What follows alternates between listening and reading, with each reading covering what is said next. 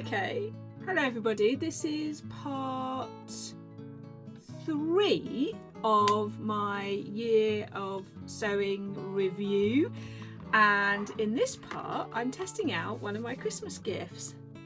Look, it means that you can keep up with me when I'm whizzing around the sewing room. So we'll see how it goes. So part 3 is going to be, what are my plans for this year? So what am I going to keep from last year and bring forward, and also what am I going to do that I haven't done, and all of those sorts of things in between. Okay, so let's start with number 1, which is I'm going to continue to buy and have printed PDF patterns. I'm very pleased with my decision not to print them out, and that has definitely made 2024 much more enjoyable. If you want more help with PDF printing and etc., I've made a whole separate vlog on that.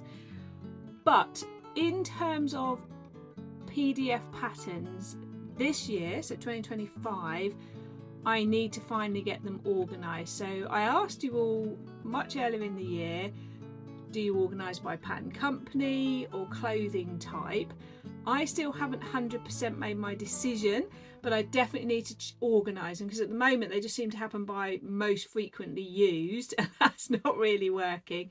So wanting to organise the patterns in a certain way is definitely on my list, so I know where to find them. Next thing for 2025 is to continue the buying intentionally. I started doing that last year. It doesn't mean I won't buy the odd random item, but I will be buying as much as possible with knowing this is going to be a top, this is going to be a jumper, this is going to be a dress, etc. So while we're at it, let's talk about what I bought in the sales. So here we've got some items. So I picked up a remnant from Fabrics Galore of this French terry.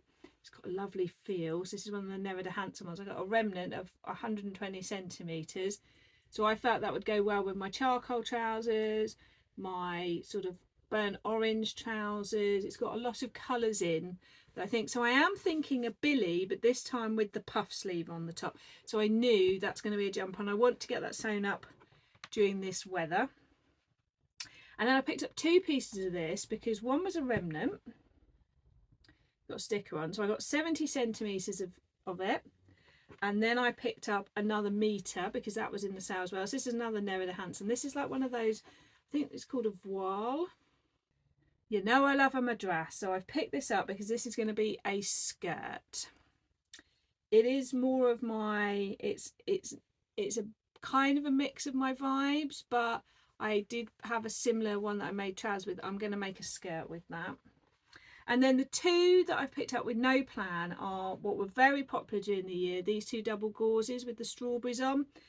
I just know they're going to be great for summer wear. So next thing for 2025, got to get used to saying that, is going to definitely find the summer dress pattern to go with the ones I've already made. I've talked about that a bit during Vlogmas. Next one is following on from review part 1, and I talked about these 2 ways of sewing that I like to do. I am definitely going to sort of think more about my projects as like quick wins or bigger, like more thought intense makes, and not intense in about involved, that's the word I want.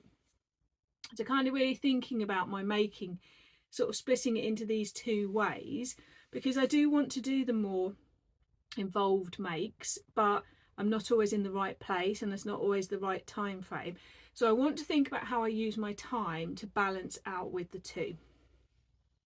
The next thing I definitely want to do is to really, I started again this last year, is now when I found patterns I like, is to make things and finish things to the best quality. I'll show you an example of what I mean. So I've been wearing these trousers a lot, and when I put them on the other day, I noticed this here about the pocket. So that can only lead me to think that I did not do enough of a seam and capture the pocket in, and so it's then frayed and then popped out. So when I look in here, I didn't capture enough of it, I don't think.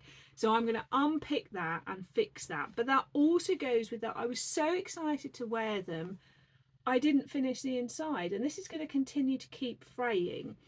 So I've got to shift my mindset a bit from sewing a toile and then sewing the finished ones and not still treating them like toiles.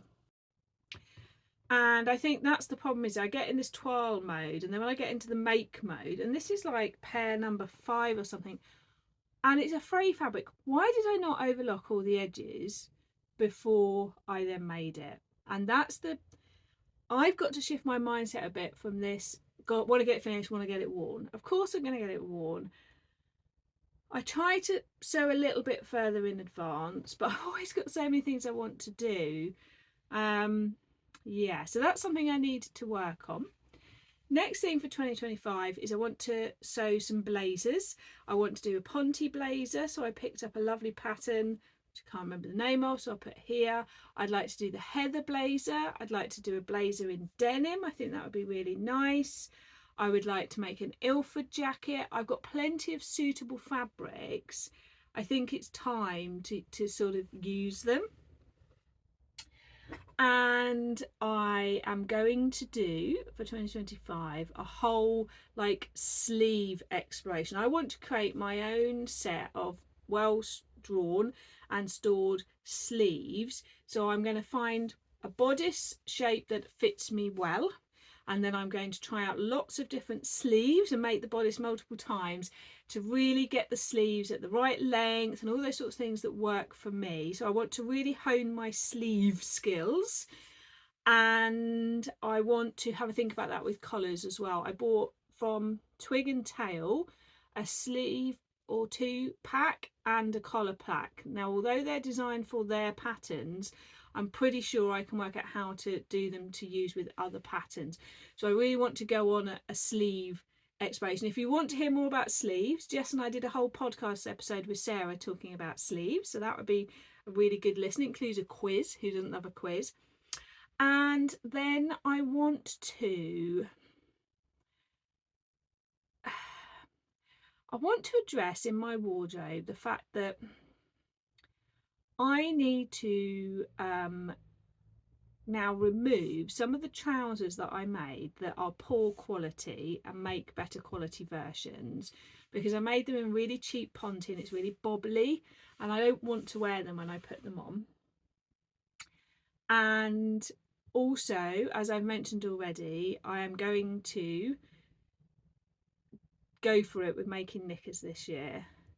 Now, in terms of my sewing and YouTube, I will continue with my Me Made outfits like the week in. So please let me know if you like those, because I'd like to continue with those. But maybe I was thinking I could do them like around like a show me a colourful week of workwear, or show me like how to deal with like this issue. So I was thinking I could perhaps reach out and get you all to help me with that, and I could sort of address or share how I deal with things, or show me how to combine like several patterns together, or how do you layer, or what are your wardrobe basics that you sort of wear all the time. So I would like you to give me some ideas for what you'd like to see in my Me Made weeks that I do. I'm definitely going to continue the ironing board chats, so any questions you have, want to hear those, because I love talking about those and just having a rambly chat with you. I'm definitely going to continue with the deep dives, so next one coming hopefully is sweatshirts, then obviously deep dive into sleeves. I would like to do another one where I take one pattern and sew it lots of different ways. I'd really like to do that again, but again, if there's any particular pattern or clothing type that you'd like to see more of, let me know.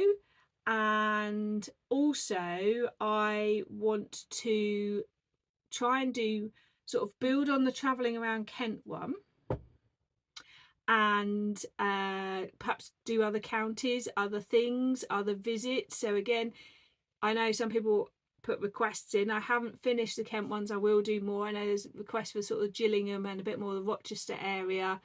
But if you'd like me to try sort of like the Oxfordshire area, let me know, or the area near where I work, or you've got an area that you think would be great. So I'd like to do those, and then I will keep doing like my seasonal plans. I'm not going to do monthly plans, they don't work for me. I need to think in sort of seasons. And I'm thinking the other thing I'm going to do is a few more videos where I take you from the start of the idea all the way through. So that means I'll need to film on and off for like a week or more, depending on it. And you can then watch the whole journey. I've had some great feedback during Vlogmas of people enjoying seeing the journey of the jumper, where I was putting the applique on. So definitely let me know if you enjoy those sort of full journey ones, from planning to choosing fabric to creating it, getting over any hurdles, any failures, because I think that's kind of where I'd like to go with those as well. So I think probably 2025, that is my biggest sort of plans. I really want to sew up some of the patterns that I have. I'm going to make a big list, and that'll be part of the January plans. I also saw, I'm watching a heron flying over. I saw an egret just now, and now a heron. Love a bird. I want to sew up some of my fabrics in my stash, like really sort of the ones I really want for the winter. That's important for me. And there's a couple of fabrics it's either now it's time to use them or put them on the swaps table, I've decided. There's only a few, because I'm quite good at taking things to the swaps table, but there's a couple that I've been sitting around a while and I'm like, it's either use it or put it on the swaps table now. So there's that. I didn't fully crack the sparkly casual, so I don't feel like when I get out my outfits again for next December I fully cracked it. So I need to have a little think before it's packing away time and I don't feel festive anymore, because I do like the getting them back out and enjoying them. So that's something that I definitely want to think of as well. So I feel happy that I'm clear enough but not too set in stone enough with my my vision for the year that that's what we're going to do. And also, who knows what's going to happen? Where have you gone? Also, who knows what's going to happen, because we're just going to go sometimes with the joy and the moments of like inspiration as we go.